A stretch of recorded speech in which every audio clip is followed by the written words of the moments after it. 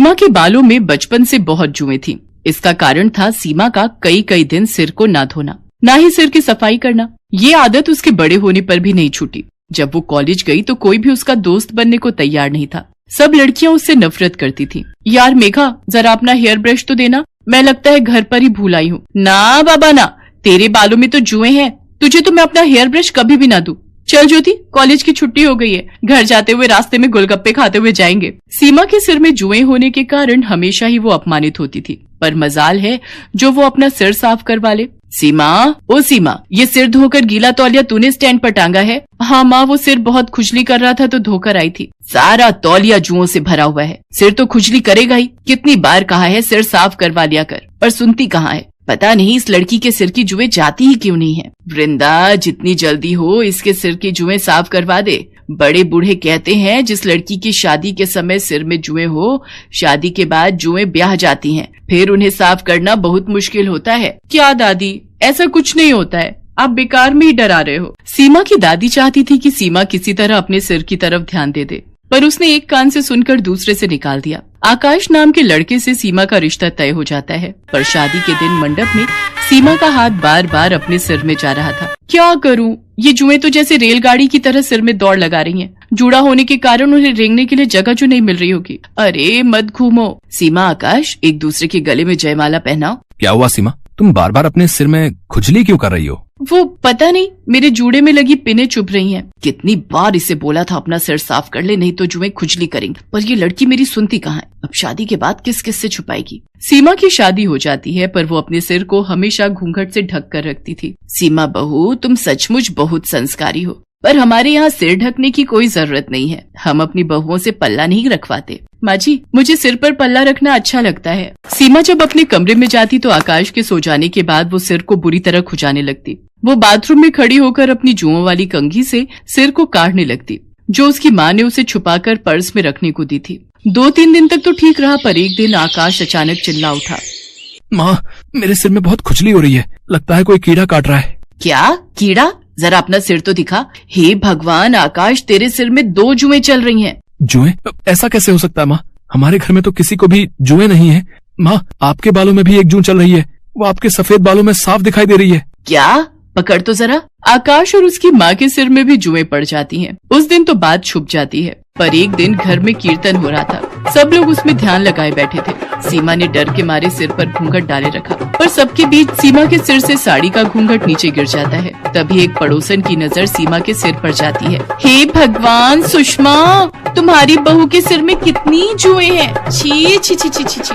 राम राम राम, जुएं वाली बहू है सुषमा की। खबरदार जो मेरी बहू के खिलाफ एक लफ्ज भी बोला। अरे हो जाती हैं जुएं किसी न किसी के सिर में, पर इनसे छुटकारा भी तो पाया जा सकता है। तुम्हारी बहू बेटियों के सिर में कभी जुएं नहीं पड़ी, जो तुम मेरी बहू के पीछे पड़ गई हो। माँ जी कितनी अच्छी है जो मुझे सपोर्ट कर रही हैं। कहीं ना कहीं गलती तो मेरी ही है। अगर आज मैं अपना सिर साफ रखती तो मेरे सिर में जुएं ना होती, तो माँ जी को यूं अपमान न झेलना पड़ता। मैं जुओं का इलाज करूंगी, अपने सिर को बिल्कुल साफ रखूंगी। मैं माँ जी को निराश नहीं होने दूंगी। अगले दिन ही सीमा एक अच्छे स्किन के डॉक्टर से मिली और कुछ खाने और लगाने की अच्छी दवाइयाँ लिखवाकर उसने अपना ट्रीटमेंट शुरू किया। रेगुलर इलाज करने से धीरे धीरे सीमा के सिर की जुएं कम होने लगी, और एक दिन ऐसा आया जब उसके सिर में एक भी जू नहीं थी। उसका पूरा सिर साफ हो चुका था। थैंक यू डॉक्टर, आज आपके कारण मुझे अपने सिर की जुओं से छुटकारा मिल गया। सचमुच मेरा तो बहुत सिर दर्द रहता था, हर समय बेचैनी होती थी। सीमा बहुत खुश थी। आज उसने अपने सिर को घूंघट से नहीं ढका था। वो सम्मान से अपने साफ और सुंदर बाल खोलकर बेझिझक घूम सकती थी।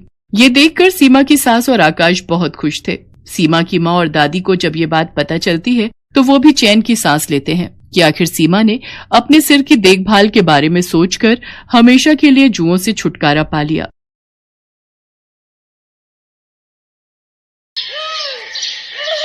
प्रिया शादी करने के नाम से डर रही थी और बार बार अपनी मम्मी से एक ही बात कह रही थी। मम्मी, यहाँ मायके में तो आपने ये बात सबसे छुपा ली और मेरी कभी भी इंसल्ट नहीं होने दी, पर ससुराल में ये बात किसी को भी पता चल गई तो आप जानते हो ना मम्मी, वहां मेरा कितना अपमान होगा। जब मेरी सास और पति को ये पता चलेगा कि मैं रात में सोते वक्त बेड पर सुसु करती हूँ, जो कि मेरे कंट्रोल से बिल्कुल बाहर है। प्रिया बेटा, मैंने तेरी दवाइयां सूटकेस में रख दी हैं, तूने समय पर लेती रहना। तू घबरा मत, डॉक्टर ने भी तो यही बोला है ना कि तुम्हें तनाव बिल्कुल भी नहीं लेना है और रात को सोने से पहले सुसु करके सोना, तो तुम्हें ही परेशानी नहीं होगी। अपने खाने पीने का ध्यान रखना और सोते समय अपने मोबाइल में आधी रात का अलार्म भी लगा लेना, जैसे यहाँ लगाकर सोती हो। प्रिया उस वक्त माँ की बात को सुन लेती है, पर उसके मन में इस बात को लेकर बहुत डर और घबराहट पैदा हो रही थी। कुछ दिनों बाद प्रिया की शादी हो जाती है और वो अपने ससुराल आ जाती है। कुछ दिन तक प्रिया अपने फोन में अलार्म लगाकर सोती है, तो सब कुछ ठीक चल रहा था। पर एक दिन प्रिया, अचानक मुझे ऑफिस के काम से बाहर जाना पड़ रहा है, पर मैं 2 दिन में वापस आ जाऊंगा। तुम इस बात को लेकर मेरे से नाराज तो नहीं होना? नहीं नहीं, मैं भला क्यों नाराज होने लगी।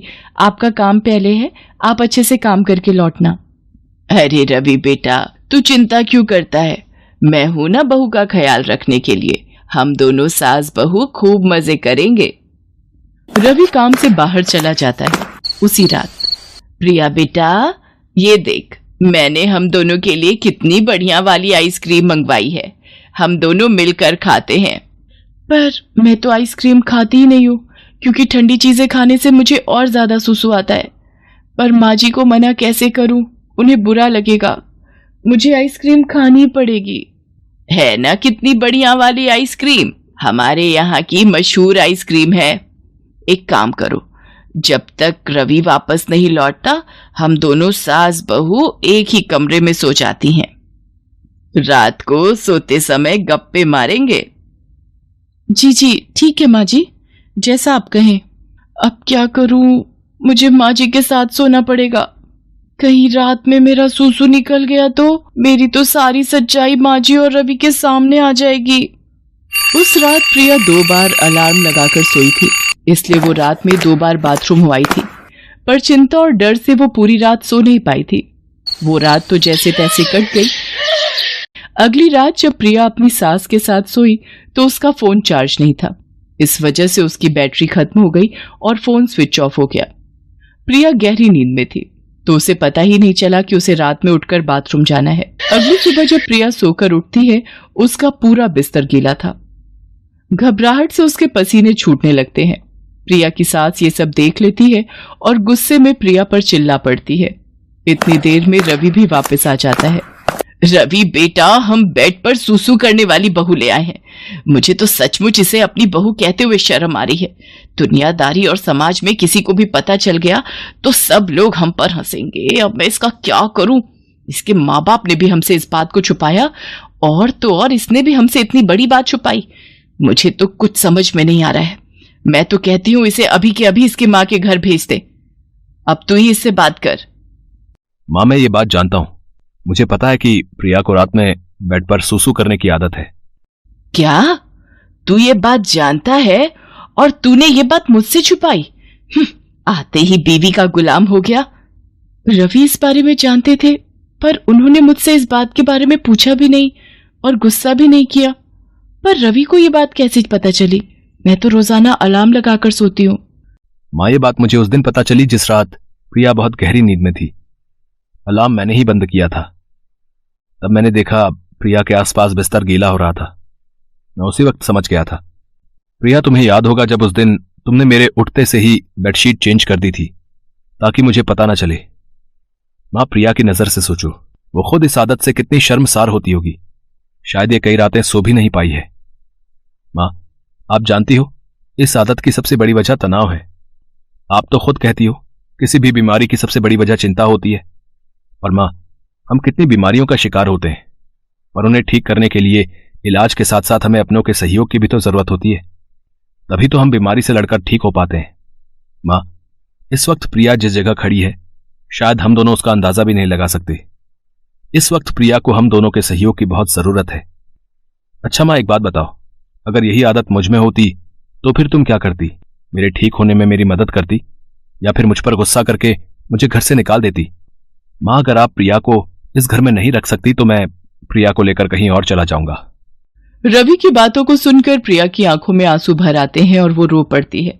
सचमुच रवि एक अच्छा पति होने के साथ साथ एक अच्छा इंसान भी था। मुझे माफ कर दे बेटा, तू ये घर छोड़कर चला जाएगा तो मैं किसके सहारे रहूंगी? मुझसे बहुत बड़ी गलती हो गई प्रिया बहू, मुझे माफ कर दो। मुझे तुम्हें समझना चाहिए था, न कि तुम्हारी कमी को ढूंढना चाहिए था। एक माँ होकर भी मैं तुम्हारी परेशानी को समझ नहीं पाई। नहीं माँ जी, आप मेरी माँ हो और माँ कभी अपने बच्चों से माफी नहीं मांगती। मैं सचमुच कितनी भाग्यशाली हूँ जो मुझे पति के रूप में रवि और माँ के रूप में आप मिले। प्रिया अपनी सास के गले लग जाती है। ये देखकर रवि भी बहुत खुश होता है। प्रिया अब रात में तरल पदार्थ ज्यादा नहीं लेती थी और समय पर सोती थी। प्रिया रात में कभी अलार्म से ना उठ पाए तो रवि उसे उठा देता था ताकि प्रिया को रात में कोई परेशानी ना हो। प्रिया की सास और रवि प्रिया को खुश रखते थे। धीरे धीरे रवि और सास के सहयोग से कुछ समय में ही प्रिया की ये आदत पूरी तरह से छूट जाती है। Thanks for watching.